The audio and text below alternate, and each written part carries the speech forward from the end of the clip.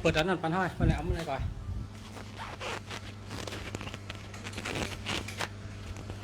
แล้วหมุนนะแล้ว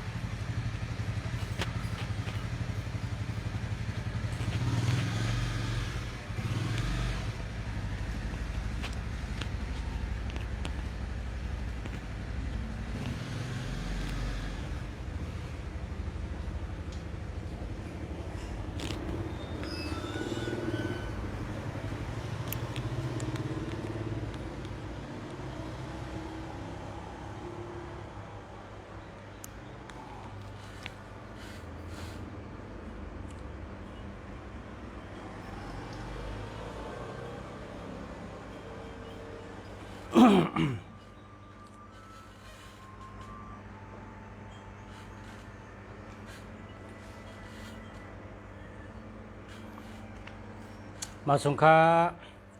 มาส่งพ่อแม่พี่น้องเขาค่ะมาส่งพ่อแม่พี่น้องผู้ทำเงินกูก็กูคนกูเจ้าค่ะมาส่งค่ะ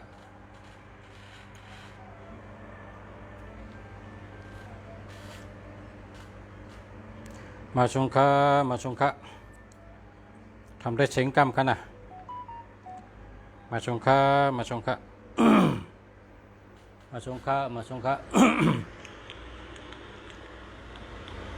ทำได้เชิงกรรมกันนะเอาค่ะได้ยินนะครับมาส่งค่ะ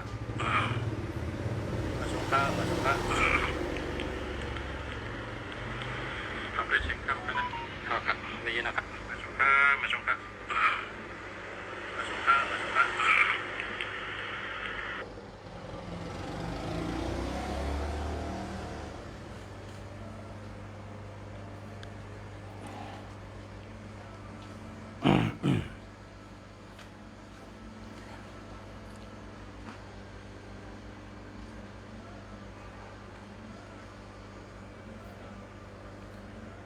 เมื่อใน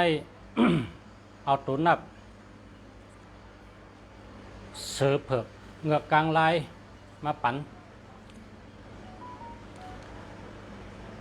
เมื่อในเอาตุนนับเสือเผือกเงือกกลางลายมาปั่นเฮ็ดสั่งได้ต่างชื่อมันว่าเสือเผือกเงือกกลางลายเนี่ย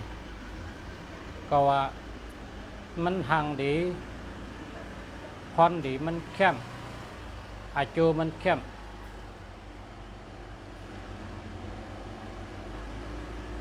มเตะนะเขาขาดด้วยเสื้อเคอเผาเสื้อเคอมันเปิ่นก็มีตัวนับประจำเคอกึกเจอจัดเผากึกเจอจัดมันเพราะเป็นเมืองเขตัวนับเมืองเขในเป็นว่า168นะเพราะเป็นเมืองเขใน ตัวนับเมืองเขในเป็นว่า168เพราะเป็นเมืองไทยนะเพราะเป็นเมืองไทยตัวนับอันเมืองไทยเขาเกี่ยวเลยเป็นน้ำเป็น159159ในเป็นตัวนับกาโลนเปิ้นมักมันเจ้านั้น169เป็นเมืองเขมักมันเป็นของเปิ้น159เป็นเมืองไทยมักมันเป็นกาดน เปิ้นเอาตัวนับนี่เป็นตัวนับกึกเจอจัดเปิ้น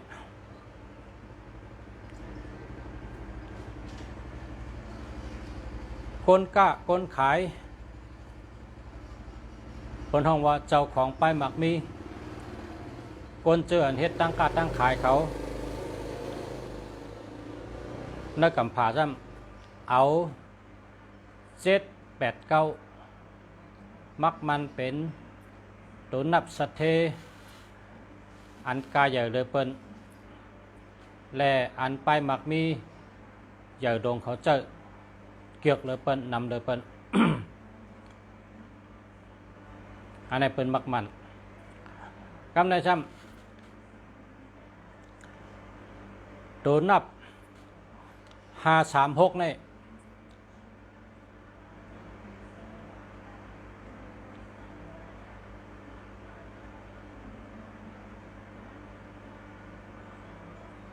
เขาติมักมันเป็นตัวนับเจ้าเสือเผือก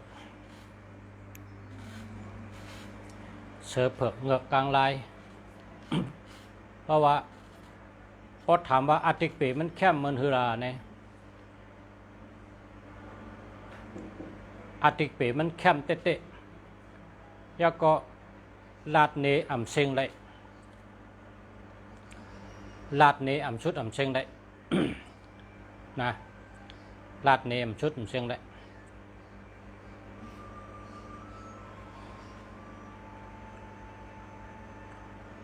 536ในพรดีมันอ่ำเชียงได้อ่ำชุดได้เป็นพรดีที่อ่ำชุดอ่ำเชียงเป็นพรดีอันอ่ำมีวันชุดอ่ำมีวันเชียงพรดีมาหน้าในหาในมีสตินะหาในมีสติสติปิญญาตัวหาเนี่ยนะตัวหาในมีสติสติปิญญาเพราะว่ามีสติเพราะมีสมาธิมีสตินะ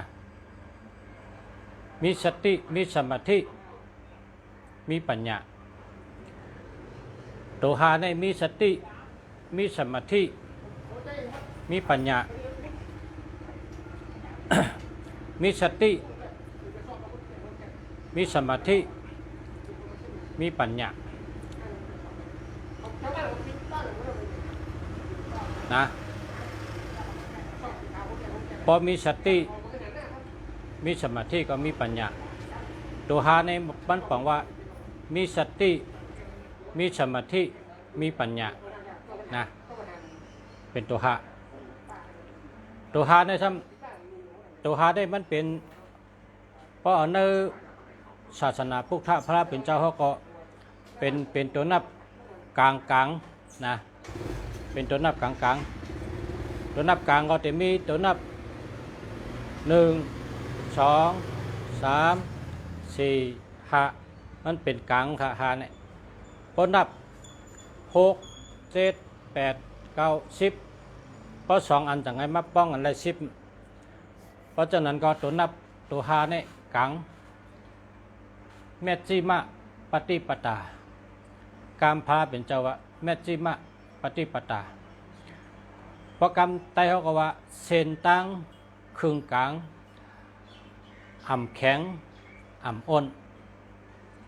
อ่ำเข่งอ่ำยันตึกเหลียวนะตัวหาเนี่ยก็นั้นนะเขาเอามักมันมาเป็นตัวนับเสือเผือกเงือกกลางลาย536นะ536นี่เป็นตัวนับเสือเผือกเงือกกลางลายเขามักมันเพราะว่าตัวหามีสติมีสมาธิมีปัญญาคนเท่านั้นพอมีสติพอมีสมาธิมีปัญญาเหตุการณ์สังก็อ่องกูมิวเหตุสังก็ขึ้นใหญ่กูมิวเป็นทางว่าสติสมาธิปัญญากำได้ครับ53เพราะ53มาอยู่จู่กันได้เป็นภูมิอำนาจภูมิปรามี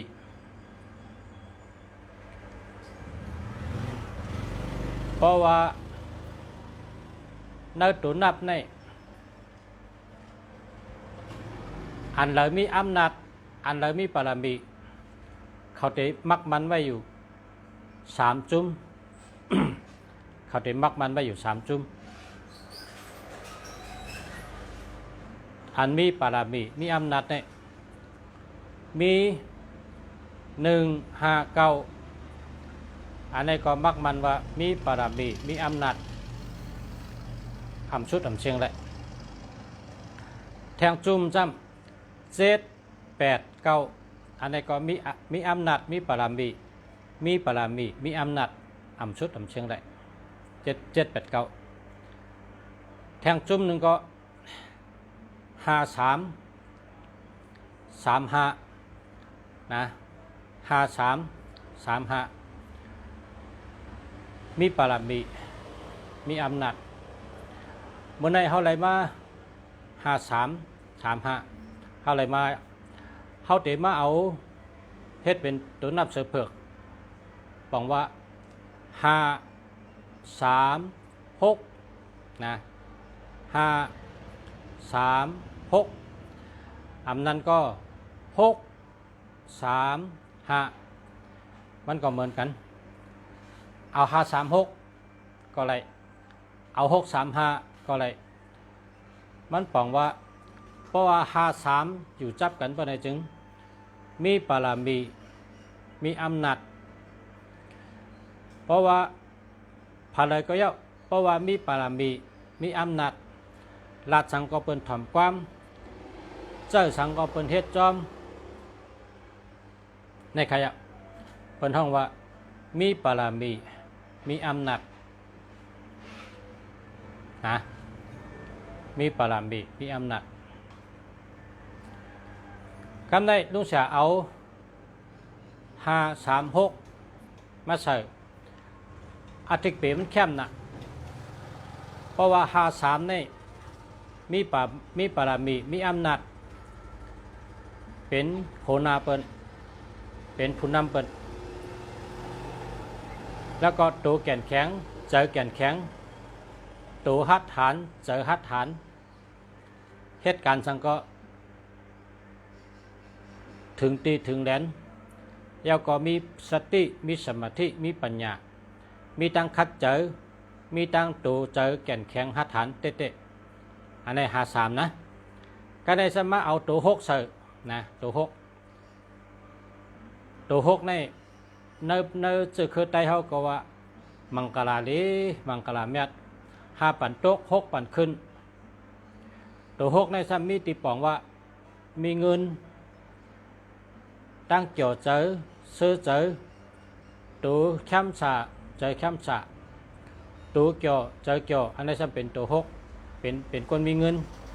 ได้หยิบเงินได้จ่ายเงินได้จ่ายเงินกันในพอเอา6 3มาจับกัน6 3และ3 6เนี่ยป้องอยู่จับกันปะในจึงบอกว่าตั้งหักหลีเงินดีนะตั้งหักหลีเงินดีก็เพราะฉะนั้นแหละ3 6 3เนี่ยบอกว่าตั้งหักหลีเงินดีเพราะว่าลุงเสียเอาตัวนับมาใส่ในจับกันในแคมนะ5 3 6นะตัว5มีสติปัญญาตัว3แก่นแข็งแห้งตัวแห้งเจอแก่นแข็งตัว6มีตั้งเกี่ยวเจอซื้อเจอมีเงินง่ายกูมิวกำในอติเปมันในพอเด็กใครได้มันเชียงได้มันแคมนะมันดีนะจังว่าเอามามักบันเป็นตัวนับเสือเผือกเงือกกลางลาย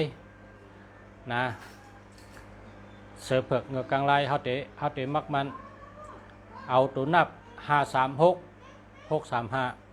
เป็นตัวนับเสือเผือกเงือกกลางลายกว่าเข่งกำพะนะมันแคมนะตัวนับอันนี้เพราะพอได้เจอ5 3 6 6 3 5เพราะพอเจออยู่ไว้เนื้อหมายพงป่ะไหนอย่าไปแลกอย่าไปยะใจกว่าติ๊กมันเตลีกูเมียวมันเตลีมากูเมียว มันได้ขึ้นเฮอเฮิงขึ้นใหญ่มาสูงได้ขึ้นเฮอเฮิงขึ้นใหญ่กัดเย็นเจ้าก็ขึ้นใหญ่มาสูงได้นะ536นะ536แคมหรือเปิ้นอันนั้นก็635ก็ยังไรอยู่มันป่องว่าอันเดียวกันตีป่องมันเหมือนกันก็กะโปตุหามาอ่อนตังก็ว่าสติสมาธิปัญญามาอ่อนตังโปตุหกมาอ่อนตังก็มันตีป่องว่ามีตังเกี่ยวเจอเสื้อเจอมีตังเฮ็ดสังก็ง่ายแล้วก็มีเงินมาอ่อนตังนะตัวหกในมันปันพันดีมีเงินตัวเกี่ยวเจอเกี่ยวแล้วก็เป็นคนมีเงินเฮ็ดสังก็ง่ายตัวเจอกัดเย็นช้ำฉะนะก็เพราะฉะนั้นแหละแต่เอาตัวสามมาอ่อนตังก็ปองว่าตัวสามนี่มันจะอยู่ในกลางหัวมันตั้งมาตั้งนะสังว่าข้อว่าตัวสามนั่นปองว่าจังหือเนี่ยก็แค่หูติปองมันก็ตัวสามในซ้ำทัดตัวทัดเจอแก่นแข็งแห้งตัวแห้งเจอแก่นแข็งนะกวนใจก็เลยเจอสามกวนนั้นมี3 2ตัว3ตัวนี่นะอะโลแห้งในได้ประตันจ้างแห้งตัวแห้งเจอในเหมือนหนังจ้างนะเพราะตัวสามนี่เป็นสั่งซีนะสั่งซีก็แห้งใหญ่เพราะ3ตัวเป็นในแค่แห้งใหญ่ตัวสามนี่บอกว่าสั่งซีตัวสามนี่บอกว่า3แห้งตัวแก่นแข็งแห้งเจอแก่นแข็งทัดเจอแก่นแข็งนะแห้งตัวแห้งใจแก่นแข็งนะย้อนนักขังกินน้ำออกน้ำกำ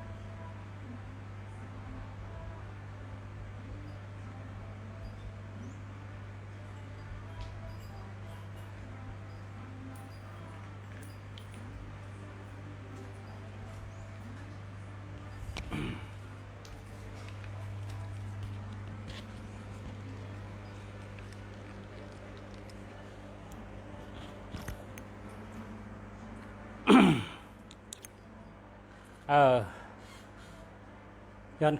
เอาค่ะย้อนแต้มไว้หมายไว้ค่ะพ่อแม่พี่น้องเฮาผู้ทำนี่เนาะเขากูก็กูก้นค่ะเนาะเพราะว่าเจ้าตัวนับ536นะ536แต่ว่าเป็นตัวนับเจ้าเสือเผือกเงือกกลางลายเป็นตัวนับอมตะเป็นตัวนับอมตะมีวันตายครับมีวันตายเพราะชูเจ้าชื่อเจ้าเป็นหมายพง536635นี่ตั้มเจอตั้มข้อเจอละชูเจ้าแต่หันโจมันลีกูมิวลีคืนกูมิว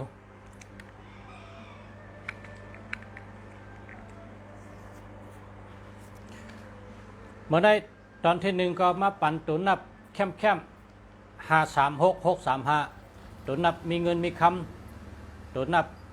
เมตตาดีตั้งหักดีกล้าขายดีมีเงินมีคำมีสติปัญญามีแห้งตูแห้งเจอแก่นแข็งนั่นเป็นตัวนับ536นะ536ในสืบเสนคัดในรัฐในรองอิยายา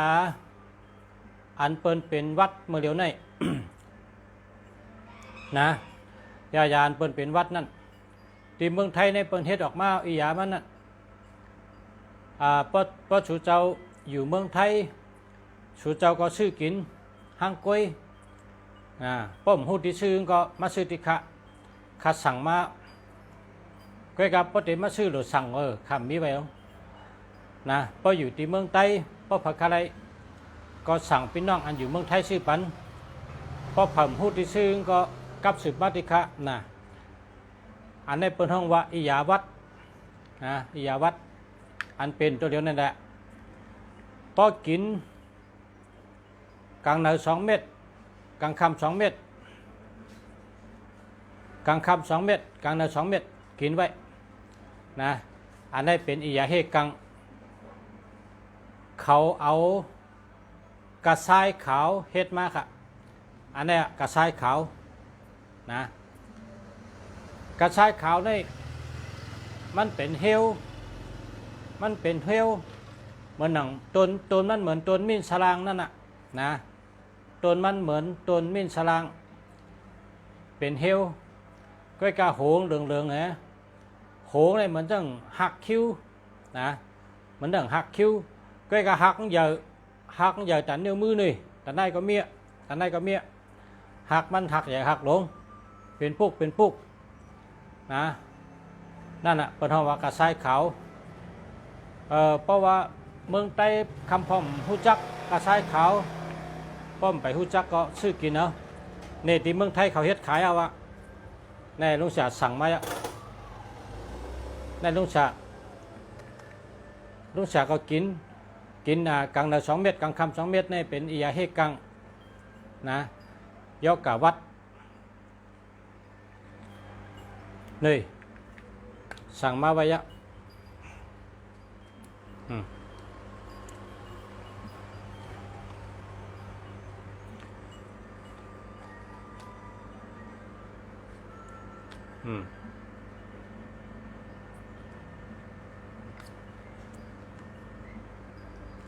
นั่นยากระชายขาวนะอิยากระชายขาว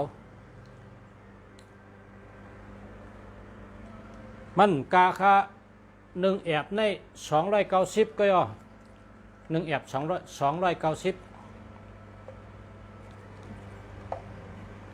ราคาก็ติดอยู่กันเนี่ยกาขันมันติดอยู่กันในหันเนี่ย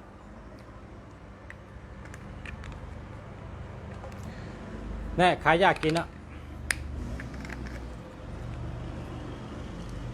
ฮัลโหลหอมจ้ะเม็ดมันก็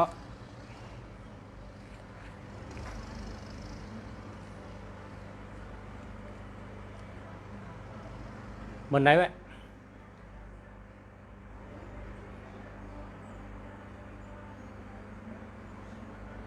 หอมแกะ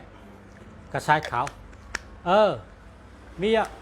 อย่ายางอย่าไปโกนก็กาชูเจ้าหลุดสัตตี้ตัว หลุดสัตตี้อย่าเฮอเป็นนั่นน่ะดีเลยเปิ้นนะสัตติวิริยะยาในพออยู่เมืองไทยก็ซื้อก็เผยก็มาเลย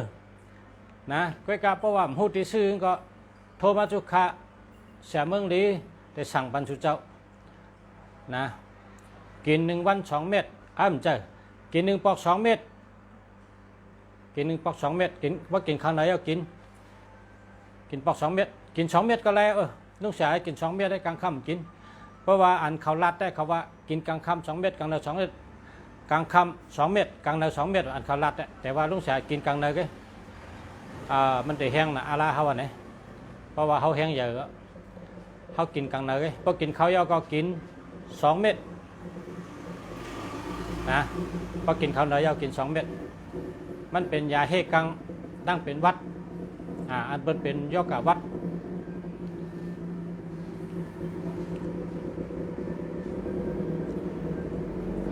ยางมาพออยู่เมืองไทยเป็นด้วยเหตุเสื่องกวยมีหนำมีกุฏินะด้วยอันเสื่อมีออยนะพวกมีออยก็อย่าไปซื้อนะแล้วก็พอซื้อยาในรถด้วยต้องมีออยเนี่ยทำเตอพอบนว่ามีออยเนี่ยก็ซื้อแล้วก็ด้วยวันหมดอายุนะก็กะในรถด้วยกูอันนะป้องหมดอายุอย่าไปกินนะพอซื้อมาไว้เอาคำมาเก็บไว้หึงๆป้องหมดอายุยาไต้ในอยู่3 ปีก็อาซักยาไต้ในกูอันนะมันมี3 ปีพอป้น3 ปีแล้วหลบแปดทีเดียวนะยาไต้ในอายุมี3 ปีพอเขาซื้อยาซิมไปก็พอซิมไป1 ปี 2 ปีเขาก็หลบกินพอ3 ปีป้นก็ได้หลบแปดแกนะยาเถินยายาไต้เขาคันนี้มีอายุมี3 ปีก็เพราะว่าลุงสาราได้เป็นเจ้าอียานะเมื่ออยู่เมืองไต้เมื่อเขาอยู่เมืองไต้เขาป้องอียาขายนะป้องอียาขายยาเดือดยางานยาเพนะยาเพขี้หนูยางานเสเขยาเดือดอยู่ป่ายุงยาตุลาฮัลโหลยากูเมียวกะยาไต้เนี่ยนะยาเดือดยางานเนี่ยบนห้องก็ได้มาอยู่เมืองไทยก็พอลองอียาเนี่ยป่องใจง่ายนะป่องใจง่ายเพราะว่ายามเป็นคนป้องอียาขายอยู่เมืองไทยมาเมืองไทยก็มาเมื่อเห็นกับปาก84นะ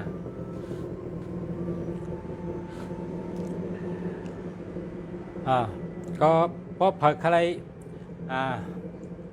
มี2 มิ้วนะลูกเสียปันมาได้ที่1ในปันไม้พงลีสู่เจ้านะพอเผยอะไรไม้พงลีก็กลับสืบมาตีลุงเสียขายไม้พงลีเพราะสู่เจ้าขายเพราะว่าแต่หาซื้อกล้วยในก็ไรนะก็ซื้อกล้วยก็ซื้อที่ไรก็ไรเพราะว่าหุดที่ซื้อลุงเสียเลือกปันเท่าอันแน่อันมีเงินอันเข้มในก็ลุงเสียก็ได้ขายปันสู่เจ้าพุทโธได้มีนำหมู่หน้าไม้พงมีนำหมู่หน้ามาก็ขายไม้พงลุงเสียก็ขายไม้พงกูเมียวขายอียาไต้กูเมียว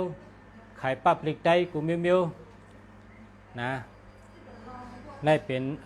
ขายลองปับลิกเหไพ่ไต้เหนะ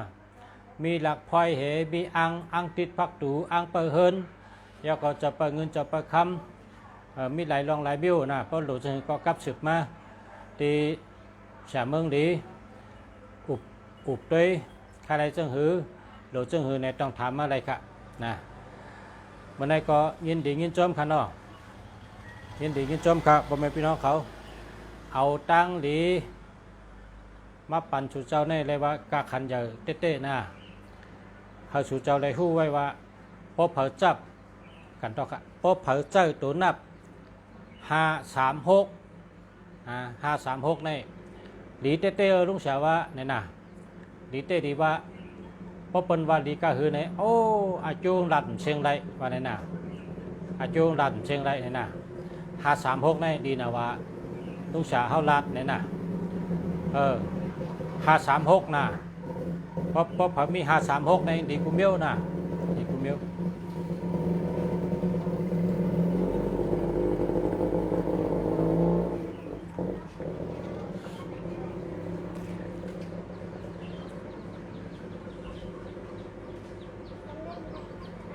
ฮะ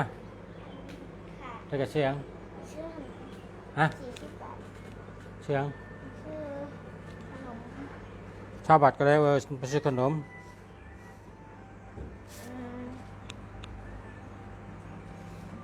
นะ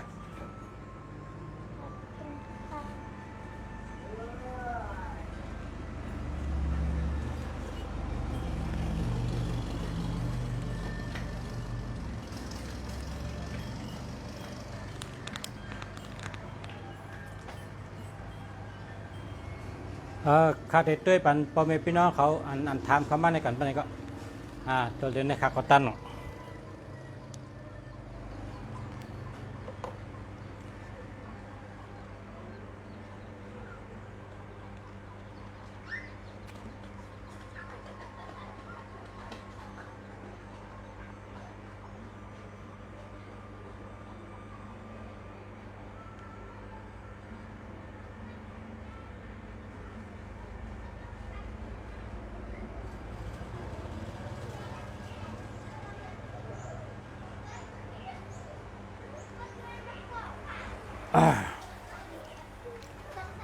0952969335อันนี้แคมเอาค่ะจะแล้ว0995386536ในรู้536มีกันแนวรู้แคมจะได้536เพิ่มมีเจอในรู้ตึกรัดยาวไว้พวกกับซื้อมาเจอนี่ฮัลโหลคนก็ในเด็ดนั่นแหละ0995389636เนี่ยแม่นหายปลายกันเดียวอันนี้แหละแคมเตี้ยๆนี่นะ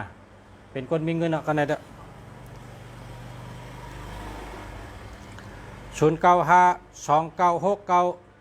0952969335อันนี้ก็ไล่อยู่ครับเจ้าแล้ว0992984997อันนี้ก็เจอแล้วครับ0658259365ในก็365เนาะแคมจะในก็แคมจะในก็365ในก็เป็นเสือเผือกเงือกกลางลายเอานะเดชื่อค่ะนะฮะเดชื่อ0658259365เดชื่อค่ะชื่อกำเดียวชื่อกำเดียวนะป้องไรมันเป็นตัวนับเสือเผือกเงือกกลางลายเอานั่น365536635นั่นเป็นตัวนับอันประชาออกรายการนะเพราะเผยใจในเป็นชัดเทนั่นน่ะเพราะเผยใจในเป็นชัดเทนะเป็นชัดเทเป็นก้นมีเงินนำรอกี่กัดเย็นปั๊บก็คือค่านะมาเลือกได้เลยรอกี่กัดเย็นมีนำทนอ่ะ0942642245อันนี้ก็แคมอ่ะ0654897899อัลโหลในแคมเตะเนาะแคมเตะเนี่ย0827084323อันนี้หาเหมือนนะ0805145458หาเหมือนครับ0944995465อันนี้เดียวครับ0835740163อันนี้หาเหมือนครับ0969522456แคมกันเนาะแคมกัน0633369635ในก็แคมจะขอบใจนะลายหันคนเจอตัวนับเสือเผือกเงือกกลางลายเขา3ก้อยลายดีใจจอมลีใจจอมยินจมจอมนะยินจมจอมเพราะว่าลายเจอตัวนับอันลุงฉาเมืองดีพอฉาเมืองดีออกมาประกาศเป็นตั้งการมักมันเป็นตัวนับเจ้าเสือเผือกเงือกกลางลายนะ53665นะก็เผยใจในดีกูเมียวนะ09258445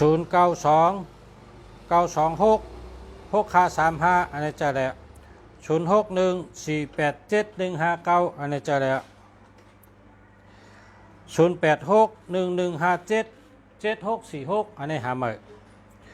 0625902238ฮัลโหลตึกข้อเลยหารายกรรมเดี๋ยว06333828ฮัลโหลในแคมป์กันเนี่ย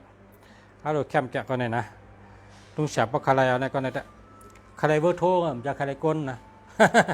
ฮัลโหลเบอร์โทรแคมป์กัน0633382868วะแคมป์จะ0947596113อันนี้หาใหม่0982121730อันนี้หาใหม่0993329095อันนี้หาใหม่ครับ0944995465อันนี้แคมป์ครับ0659682858อันนี้แล้วครับจะแล้วครับ0991623632อันนี้ก็เรียวครับ0661293951หาใหม่ครับ0652652133หาใหม่ครับ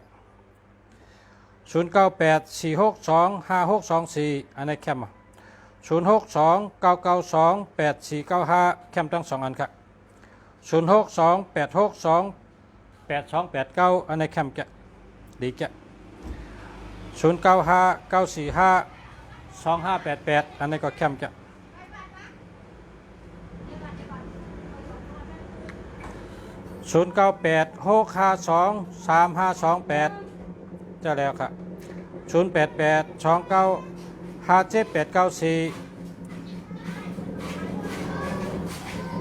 แคมป์อันนี้แคมป์แคมป์ครับ0991180654อันนี้หาใหม่ครับ0658622829อันนี้เดียว0947027759หาใหม่ครับนำปลาเทิน536เนาะเป็นเฮิรนดีนั่นเฮิรนดีเต้ๆนะ536นำปลาเทินในดีกุมเมลนะ536ในเป็นตัวนักอันดีเต้ๆอาจูพอนดีนำหนะรัดเชิงเลย0948287088หาใหม่ครับ0868357530หาใหม่ครับ0648436568อันนี้เจอแล้วครับ0993329095เจอแล้วครับเพราะว่า909นี่ก็คนเป็นคนใกล้เตอร์ทีใกล้ปอกทีนะ0812862566หาใหม่ครับ0864211281หาใหม่ครับ0924815059หาใหม่ครับ0942533933จะแล้วครับ0926946864จะแล้วครับ0951157538นะจะแล้วครับ0648436568จะแล้วครับ0932724451หาใหม่ครับ0966949785นะจะแล้วครับ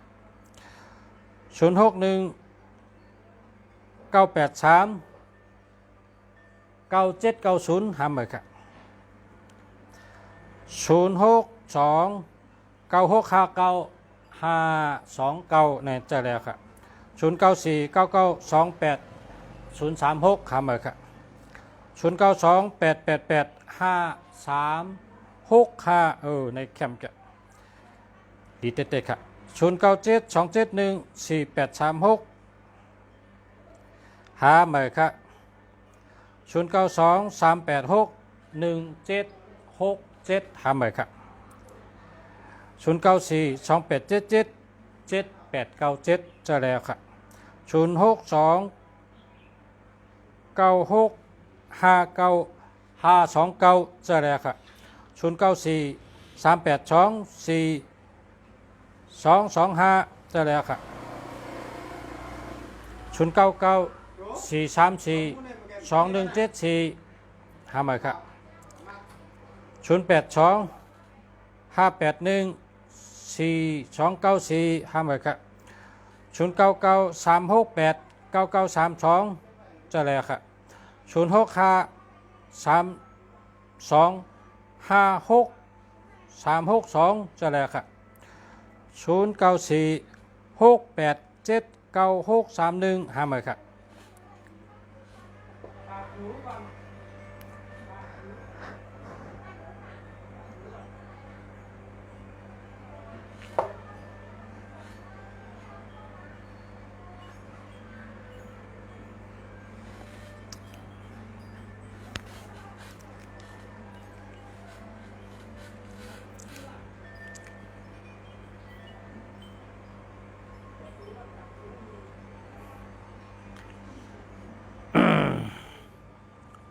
คนวันเสาร์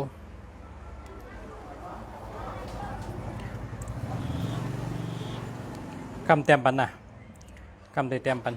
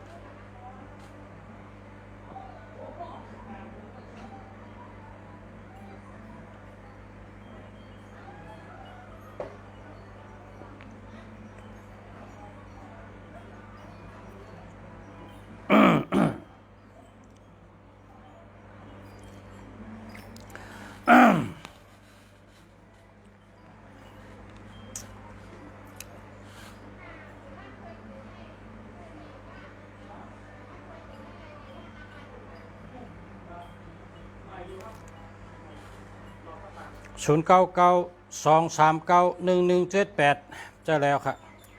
0648433658จะแล้วครับ0619475662จะแล้วครับ0633678898ห้ามาครับ0824401796ห้ามาครับ0833649447จะแล้วครับ0806853406ห้ามาครับ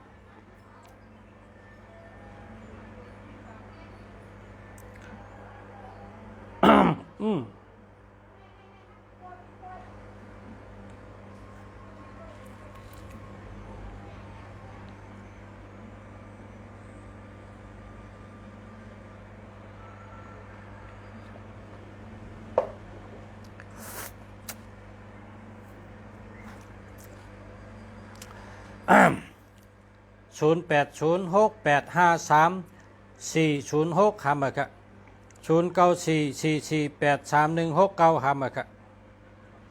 094094992836ห้ามาครับ0942353393แล้วครับจะแล้วเรียก0644288377ห้ามาครับ0892398888ดีกันเนาะแคมแกะ แปดในดีน่ะเพราะเจ้าตัวแปดในเป็นคนมีเงินเป็นสัตย์เท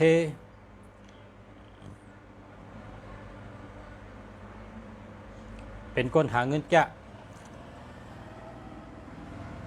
นะเป็นคนหาเงินจะตัวแปดในฮัดหานแดดเชลอ่ำกูเพอนะกูเพอตั้งกล้าก็กล้ากูเมียวนะเปิ้นวางพิษศีลพิษธรรมมันจังเล่าเพราะมันกล้าในมันขายดีนะขายดีนะเพราะเป็นตัวแปดในเฮ็ดไรกูเมียวพอลองหาเงินได้แล้วนะป้อมป้าตัวแปดจำไปแค่แคมก่อนนะเพราะแปดในอันหลุดไรป้างในหลุดเป้าตัวแปดในหลุดเป้าเฮ็ดตัวนะแปดในเป็นมีเงินอ่ะเป็นตัวเงินกูเมียวนะเงินกูเมียวเพราะเป็นตัวหกเนี่ยตัวเงินแต่ว่าเป็นเงินขาวตัวหกในเงินขาวเงินอันหันเงินขาวนั่นนะเพราะเป็นตัวแปดในเงินขาวเงินหลำเงินแหลงเงินหางกองไรกูเมียวเอาค่ะอ๋อ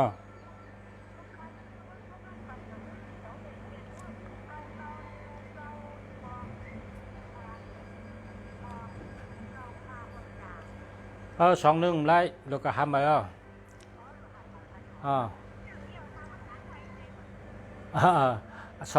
ให้31ให้81ให้อย่าไปเอานะค่ะ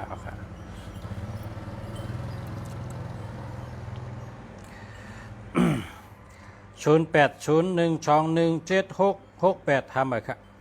0945626193อันนี้เดียว0969987115อันนี้เดียว09870984796691อันนี้เดียว0945626193อันนี้ดีเขา0945764458ทำไปครับ0954967648ทำไปครับ0836494479ป้าตัวเงินเห็ดป้าเนาะได้จะแล้วครับ0612916108ทำไปครับ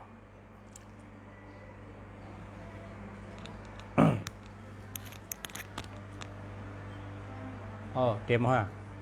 าดิ้งเตรียมมาไว้จะได้ปุ่นนี้ก็กันได้เตรียมมาก็มาสงค้าพบกันในก่อนเมื่อไหร่นะพอมีข่าวยามขึ้นมาพบกันทั้งอันพอเมพี่น้องถามมานั่นเตะต้วยปนุกำเตะต้วยเฮเตะขึ้นต้วยปันกูก็ค่ะเนาะเพราะว่าพอวางสายเอาเตะต้วยปันนะครับถามมาอะไรครับถามว่าหมายพงข้าจองดีในทำคำว่าอะไรครับนะมาสงค้ายันชูให้พอเมพี่น้องผู้ถมยันเขากูก็กูคนอะไรอยู่ดีกินวันก็เย็นช่ำฉะหลอดเพชรหลอดยันเพชรกลางยันกลางย้อนให้กูก็อยู่ดีมีเงินห่างดีกึกปืนกูก็กูคนขามาสงค้า